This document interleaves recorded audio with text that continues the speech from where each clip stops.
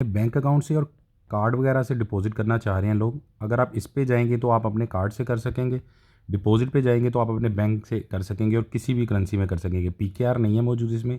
पाकिस्तान में जो मौजूद लोग हैं वो जो हैं यूएसडी सेलेक्ट करेंगे और बाहर के जो लोग हैं अपनी करेंसी सेलेक्ट कर सकते हैं। जैसे ये कार्ड से अगर हमने करना है तो कार्ड से करने के लिए हमने ज़ाहिर यूएसडीटी हम करेंगे, तो यूएसडीटी सेलेक्ट कर लेते हैं।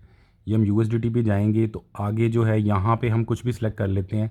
जैसे पाकिस्तान में जो है वो यूएसडी ही सिलेक्ट करेंगे और ये सारी करेंसीज आ रही हैं। जैसे यूरो भी सिलेक्ट कर सकते हैं आप जो बाहर है, ठीक है।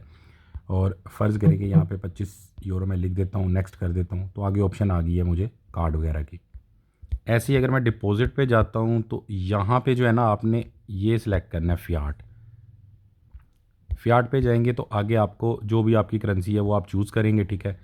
और आगे आपको इस तरह करके आपके बैंक अकाउंट आपकी कंट्री के हिसाब से आपको आ जाएगा जो भी आप करेंसी चूज़ करेंगे।